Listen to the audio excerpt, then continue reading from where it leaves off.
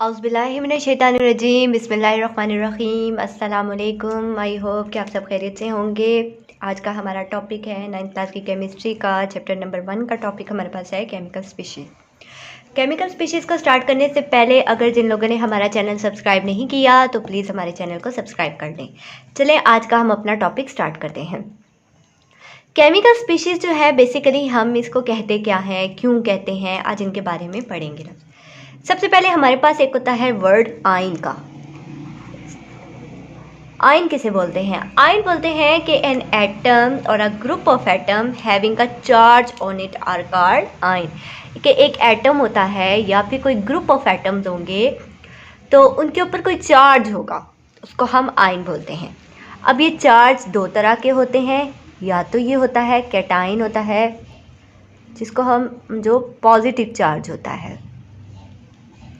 और एक होता है एनाइन जिसको हम बोलते हैं नेगेटिव चार्ज, जो नेगेटिव चार्ज होता है। जो पॉजिटिव चार्ज होता है इसको हम कैटायन बोलते हैं और जो नेगेटिव चार्ज होता है इसको हम एनाइन बोलते हैं। ये दोनों जो है मीन्स के एक पॉजिटिव फॉर्म में होगा और एक हमारे पास नेगेटिव फॉर्म में होता है। ये चार्ज की दो तरह की टाइप्स होती हैं जिनको हम क्या बोलते हैं? आयन बोलते हैं। अब हम सबसे पहले अगर हम देखें, हम कैटायन की बात करें कि कैटायन जो है हम इसको कैटायन क्यों कहते हैं और ये कैटायन क्या होता है, तो इसके बारे में हम पढ़ते हैं कि जब एक एटम या फिर कोई ग्रुप ऑफ एटम जिसके ऊपर क्या होगा, पॉजिटिव चार्ज होगा, वो क्या होगा? कैटायन होगा। या हम कह सकते हैं कि एक एटम होगा या ग्रुप ऑफ एटम होगा जो क्या करेगा, लूज़ करेगा एक अपने इलेक्ट्रॉन को। लूज़ ऑफ इलेक्ट्रॉन उसको हम कहते हैं कि जब इलेक्ट्रॉन लूज़ करेगा तो उसको हम क्या बोलते हैं? कैटायन बोलते हैं। अब यहाँ पे अगर हम बात करें तो हम इसकी फॉर्मेशन किस तरह से कर सकते हैं, हम इसकी फॉर्मेशन की बात करते हैं तो हम ये कह सकते हैं कि जब एक एटम होगा वो अपना एक इलेक्ट्रॉन लूज़ करेगा, ठीक है, लूज़ करेगा मीन्स कि किसी को देगा। जब एक एटम अपना इलेक्ट्रॉन किसी को दे देगा तो वो क्या बना देगा? कैटायन बना देगा। इसकी हम डेफिनेशन ऐसे कर सकते हैं कि when atom lose electrons from their outermost shell, जब एक इलेक्ट्रॉन अपने मतलब जब एक एटम अपने आउटर मोस्ट शेल से एक इलेक्ट्रॉन लूज़ करता है तो वो क्या बना देता है? कैटायन बना देता है। अब इसके फॉर्मेशन में अगर हम इसकी एग्जांपल की बात करें तो हम इसकी एग्जांपल में सबसे पहले अगर हम फॉर्मेशन ऑफ H+ आयन की बात करते हैं।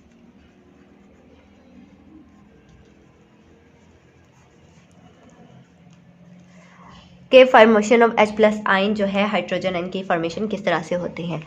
हाइड्रोजन देखें कि बेसिकली हाइड्रोजन का हमें पता है कि एटॉमिक नंबर क्या होता है? 1 होता है, और इसका जो मास नंबर होता है वो भी क्या होता है?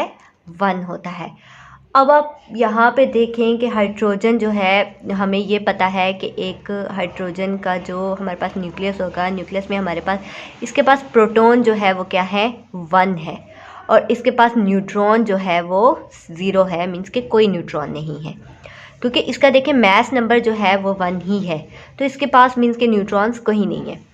अब हमें ये भी पता है कि जब इस एक न्यूक्लियस के एटम के न्यूक्लियस के गिर्द इसके कुछ इलेक्ट्रॉन्स भी होते हैं, तो हाइड्रोजन का जो होगा, जब इसका एटॉमिक नंबर 1 है, प्रोटॉन इसके 1 हैं, तो मीन इसके इलेक्ट्रॉन्स भी क्या हैं? 1 ही होगा। अब इसका इलेक्ट्रॉन्स 1 है तो वो क्या करेगा कि जब ये इलेक्ट्रॉन लूज़ करेगा, मतलब किसी एक को देगा, लूज़ कर देगा, अपना इलेक्ट्रॉन दे देगा, तो इसके ऊपर पॉजिटिव चार्ज आ जाएगा। अब ये जो पॉजिटिव चार्ज होता है ये किस वजह से आता है? क्योंकि नंबर ऑफ़ प्रोटॉन्स जो होते हैं हमारे पास पॉजिटिव चार्ज में होते हैं, तो जब इसका इलेक्ट्रॉन जो है नेगेटिवली इसका निकल जाएगा तो इसके ऊपर कौन सा चार्ज आ जाता है? पॉजिटिव चार्ज आ जाएगा। इस इक्वेशन को हम इस तरह से भी लिख सकते हैं कि जब एक एटम अपना इलेक्ट्रॉन लूज़ कर रहा है तो इसके ऊपर क्या आ रहा है? Positive charge. या हम इस इक्वेशन को इस तरह से भी लिख सकते हैं कि हाइड्रोजन जब अपना इलेक्ट्रॉन लूज़ करता है तो उसके ऊपर पॉजिटिव चार्ज आ जाता है। अब यहाँ पे ये देखें कि ये इसने अपना इलेक्ट्रॉन लूज़ किया है। इक्वेशन के इस साइड पे अगर हम लिखेंगे कि वन इलेक्ट्रॉन लूज़ कर रहा है तो यहाँ पे हम माइनस लगाएंगे, लेकिन अगर हम इक्वेशन के बाद लिखेंगे तो हम इस पर माइनस नहीं लगाएंगे। इसी तरह से अगर हम इसकी दूसरी एग्जांपल देखें, सोडियम की अगर हम एग्जांपल देखें कि हमारे पास सोडियम हमारे पास जो है वो उसकी फॉर्मेशन कैसे होती है, सोडियम आयन की फॉर्मेशन हमारे पास किस तरह से हो रही है, अगर हम इसके बारे में देखें तो हम ये देखेंगे कि सोडियम जो है इसका एटॉमिक नंबर हमारे पास क्या है 11 है और इसका मास नंबर हमारे पास 23 है। अब हमारे पास जो इसका न्यूक्लियस है, न्यूक्लियस में इसके जो प्रोटॉन्स हैं, नंबर ऑफ़ प्रोटॉन्स कितने होंगे, इसके 11 होंगे क्योंकि इसका atomic number also called number of protons.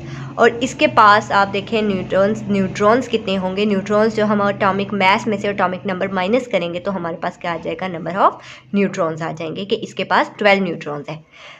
अब अगर हम इसका देखें तो इसकी हमारे पास स्ट्रक्चर कुछ इस तरह से आएगी कि देखें इसके इस तरह से पहले कर लेते हैं कि सोडियम के जो हमारे पास है के शेल में कितने इलेक्ट्रॉन आगे, इसके 2 आगे, एल में इसके कितने हो गए 8 आगे, एम में इसके कितने हो गए 1, 8 to 10 और 1 11। अब आप देखें कि यहाँ पे इसके क्या है, ये के में इसके 2 आगे, एल में इसके कितने हो गए 8 आगे, और ये इसका जो थर्ड वाला इसका एम शेल है इसमें कितने आगे 1 इलेक्ट्रॉन आ गया। अब ये इलेक्ट्रॉन क्या करेगा कि ये किसी मतलब अपना इलेक्ट्रॉन लूज़ करेगा, किसी और एटम के साथ मतलब एलिमेंट के साथ रिएक्ट करेगा तो ये अपना इलेक्ट्रॉन लूज़ कर देगा, तो इसके ऊपर क्या आ जाएगा, पॉजिटिव चार्ज आ जाएगा। इसको भी हम इस तरह से लिख सकते हैं कि सोडियम ने जब अपना इलेक्ट्रॉन लूज़ किया तो सोडियम के ऊपर क्या आ गया, पॉजिटिव चार्ज आ गया। या हम इस तरह से भी इसको लिख सकते हैं कि सोडियम प्लस 1 इलेक्ट्रॉन रिमूव, कि सोडियम ने अपना इलेक्ट्रॉन रिमूव कर दिया। अब हम देखते हैं कि एनाइन क्या होते हैं। एनाइन के बारे में पढ़ते हैं कि क्या होता है कि एन एटम और a group of atoms having negative charge on it, कि एक एटम होगा या फिर कोई ग्रुप ऑफ एटम होंगे कि उनके ऊपर नेगेटिव चार्ज होगा। कौन सा चार्ज होगा, नेगेटिव चार्ज होगा, उसको हम क्या बोलेंगे, एनाइन बोलेंगे। अब अगर हम इसकी फॉर्मेशन की बात करें तो हम इसकी फॉर्मेशन इस तरह से कर सकते हैं कि जब एक एटम क्या करेगा, इलेक्ट्रॉन गेन करेगा, जब एक एटम इलेक्ट्रॉन्स को गेन करेगा तो वो क्या बना देगा, एनाइन बना देगा। ठीक है, हम इसकी एग्जांपल्स को अगर हम देखें तो हम फॉर्मेशन ऑफ क्लोराइड की हम एग्जांपल देखते हैं। हम इसकी एग्जांपल जो हम लेंगे वो हम क्लोराइड की एग्जांपल लेते हैं। हमारे पास क्लोराइड आयन की हम एग्जांपल लेंगे। अब आप देखें कि क्लोरीन जो है, क्लोरीन क्या है, क्लोरीन का एटॉमिक नंबर हमारे पास होता है 17 और इसका मास नंबर हमारे पास होता है 35। इसी तरह से देखें अगर हम इसकी बात करें कि इसके के में कितने शेल आ जाएंगे, 2 आ जाएंगे, एल में कितने आ जाएंगे 8 आ जाएंगे, एम में इसके कितने आ जाएंगे 7। अब यहाँ पे देखेंगे इसका मतलब, और अगर मैं इसकी इस तरह से स्ट्रक्चर बनाऊँ तो ये देखें कि इसके कितने हो जाएंगे हमारे पास, ये देखें इसके के में आगे 2 शेल, एल में इसके आगे 1 2 3 4 5 6 7 8, ये 10 हो गए। 1 2 3 4 5 6 7 इसके हैं। अब क्या होगा कि यहाँ पे ये किसी दूसरे एलिमेंट से क्या करेगा कि इलेक्ट्रॉन लेगा। जब इलेक्ट्रॉन लेगा तो गेन ऑफ इलेक्ट्रॉन गेन कर रहा है, ठीक है, कि इलेक्ट्रॉन ले रहा है तो इसके ऊपर कौन सा चार्ज आ जाएगा, नेगेटिव चार्ज आ जाएगा। ठीक है, क्लोराइड आयन क्या करेगा कि एक इलेक्ट्रॉन जो है वो क्या करेगा, वो गेन करेगा तो इसके ऊपर क्या आ जाएगा, नेगेटिव चार्ज आ जाएगा, कि मीन्स के ओवरऑल इसके ऊपर कौन सा चार्ज आ जाएगा, नेगेटिव चार्ज आ जाएगा क्लोराइड आयन के ऊपर। तो क्लोराइड को हम इस तरह से लिख सकते हैं कि 35, और जब ये 1, अब देखिए पहले हमने क्या किया था कि 1 इलेक्ट्रॉन रिमूव कर रहा था, तो हम यहाँ पे क्या कर रहे हैं, 1 इलेक्ट्रॉन गेन कर रहे हैं, तो यहाँ पे हम पॉजिटिव लगाएंगे और यहाँ पे हमारे पास क्या आ जाएगा, फ्लोराइड आ जाएगा। या हम इसको हम इस तरह से भी लिख सकते हैं कि ये क्लोराइड एंड प्लस हमारे पास क्या आ जाएगा, इसको हम मतलब इस तरह से भी हम इसको लिख सकते हैं।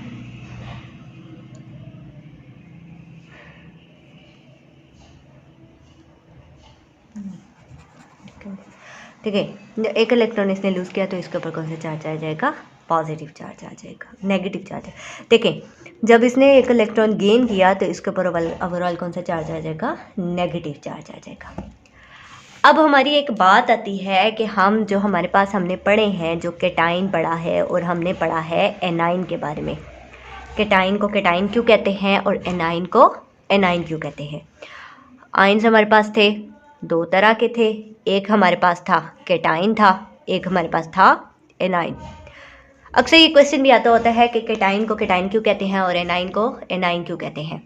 तो आयन्स हमारे पास दो तरह से थे, एक केटाइन था और एक एनाइन था।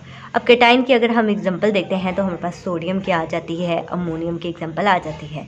और अगर हम एनाइन की बात करें तो हमारे पास क्लोराइड की आ जाती है और हमारे पास OH आयन की आ जाती है।